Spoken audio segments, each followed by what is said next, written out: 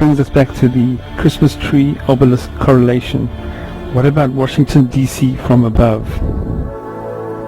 Washington has the same pattern as on Mars. The area of Roslyn and Arlington match the leg of the bull illuminated at night. It's almost designed to attract those that came from above to re-land again at our world's superpower by the obelisk, the field, the circular field by the Christmas tree. Note how the pentagon matches the same shape as that on Mars, both having a northern pointer piece.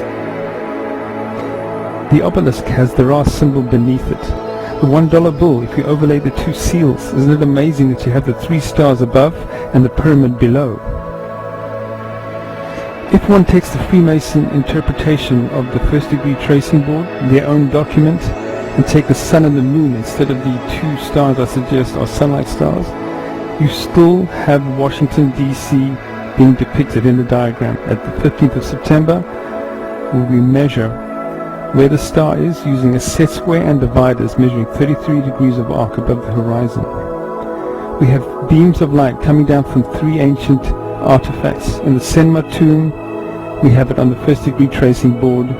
We have it in the Key of Solomon artifact, and it is the Yule tree. The Yule tree goes back before the time of Christ. This is the origin of the Yule tree. The Yule tree was chosen for its shape, being conical, putting the star at the top, celebrating the star of human origins. How far back does it go? Well, Sumerian tablets show a man in a disc that flies in a position where the star is in context with the Pleadies. On Sumerian stela, you'll see the bird-headed gods like the Egyptians, with the disc that flies, a crescented world, not a moon, in context with the Pleadies.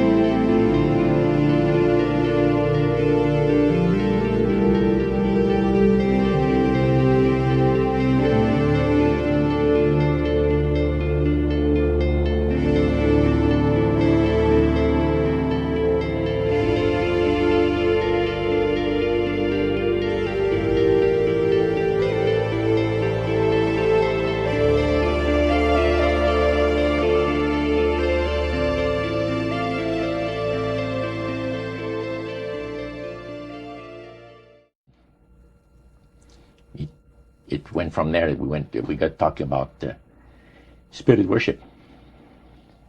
Did it intrigue you? Or did it make you want to find out more about what exactly he was talking about? Yeah. So He said the supposed spirits of the dead that you're talking with are demon spirits. They're fallen angels. They're beautiful beings. Just set it out, just like that. Oh, yeah. It didn't make you uneasy when he said they were Well, just it demon shocked you a little bit, something that you first hear mentioned to you. He said, you guys have got a great future ahead of you. Because we've been told, the high priest of our society, secret society, has been told that the master has very special plans for you too. Now, what did he mean by the master? Satan. And we were interested to hear more about it.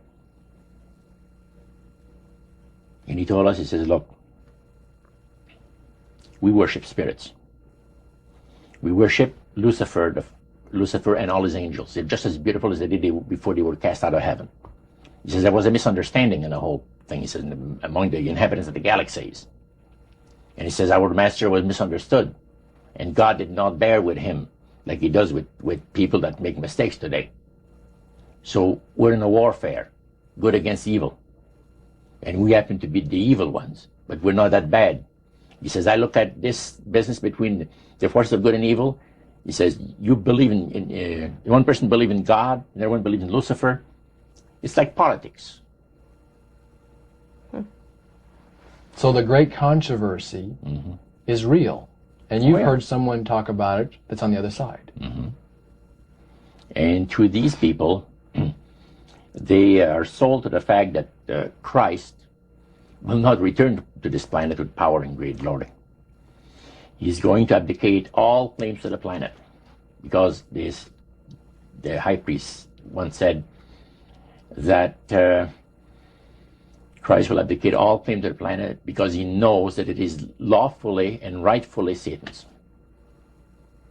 And at that time, he says, Lucifer, you mentioned Lucifer a lot of times, but they mention Satan also. He says, the master, usually they like to talk about the master will resurrect his people from the graves.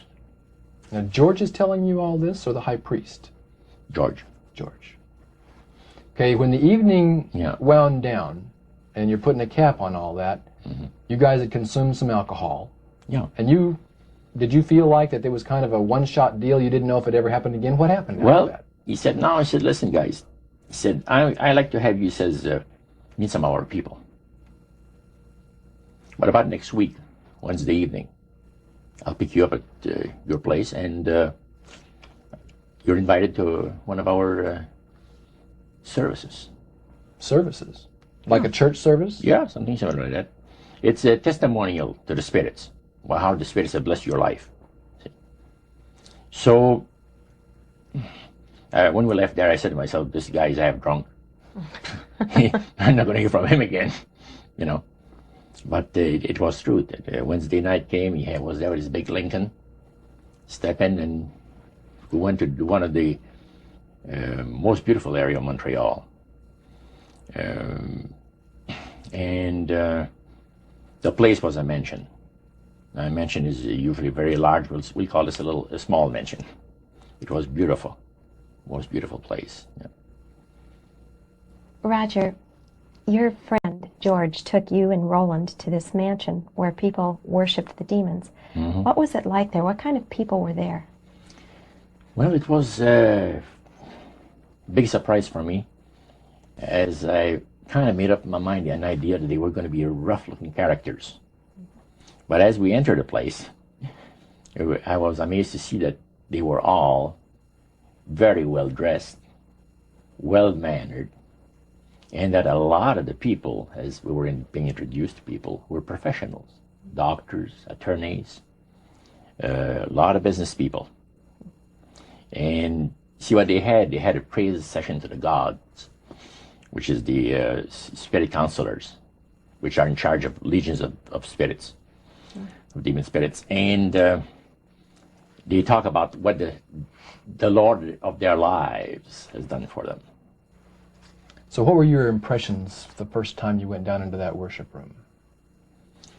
Well, it was, we'd been there maybe half a dozen times. And the high priest told us after the meeting was over, he wanted to talk to us. my friend and I. So after most people had left, he says, the master of my life has revealed to me that it is time for you people to become acquainted with the worship room of the gods. Well, we started to move toward a beautiful grand staircase. Beautiful. The banister was huge. It was massive, and the wrought iron work that they had done in it was super. The beautiful decorations on the walls, the chandelier on the first landing. See, that was the first landing. You go down about 8 or 10 steps, and then you had the first landing. It was huge and beautiful. The light arrangement was the nicest I had ever seen in my life. When we got into this sanctuary area, it wasn't very brightly lit, but everything was magnified. The beauty of certain things, like a lot of the things were gold plated or gold trims. You see, the little altars where they had the spirits that had materialized, they photographed them, and then they had paintings made of them. And there was probably about maybe 100 of those around the place. Sort of like a shrine. Yeah, and underneath there was a little altar where you have incense and things that they would use in their prayer sessions and things like that, devotions to certain spirits. And some of the objects in there, the priest said, were solid gold. It was a unique experience to see that. So how did you feel when you walked into that room? I felt that these people had power, and they had a lot of it. Did that attract you? Yes and no. You had mixed feelings about it? I had mixed feelings about it, yeah. Because to a certain extent, things looked so good and sounded so good to us. But you see, I'd been brought up in a Christian home where my parents had told us we were 8 children in the family, and especially the older ones, my dad says, well, if you get involved in wrongdoing, you're going to have to pay the price. There's always a cost for everything in this world. So this thought kept creeping to my mind. Just how far you go with these spirits before we start paying the price. See? So it made you just a little bit nervous. Oh, yes. But yet you kept going back. Oh, there was no way out. Because that's what we're told. You knew at that time. Yeah. So you were moving forward more on fear. More on fear, yes. Because the high priest said that the master had special plans for us in our lives. And that no one ever went into this society unless they were invited by the spirits. See, so that was made very clear. And he also expressed to us the danger, explained to us the danger of going against the will of the spirits. And he mentioned about this one man and his wife that live in a fireproof building in Montreal. The place burned right down with him in it. He was one of their members that had decided that, well, he wanted to think things over. He was not going to get initiated at a time that the spirit said he would like him to be initiated into the society. So in reality, Roger, you were chosen by high-powered demon spirits to be a part of their human, special, privileged group. You see, these people in Montreal, the society, like the priest mentioned, there's thousands of spirit worshippers in only different societies of spirit worshippers in this world. But he says, we are the elite. We know the real truth about the master and his angels. And they're not hideous-looking beings. They are gorgeous creatures. And from the paintings that they had on the wall of the walls of that worship room, they were unique beings. Especially there was a painting full size, full length painting of the fallen Lucifer above his altar, and that was very fascinating because he looked like a man of great intellect, high forehead. The way that he looked with his eyes, the way he had the eyes looking, it gave you a depth of perception of somebody that is very, very knowledgeable and powerful. Powerful, yeah.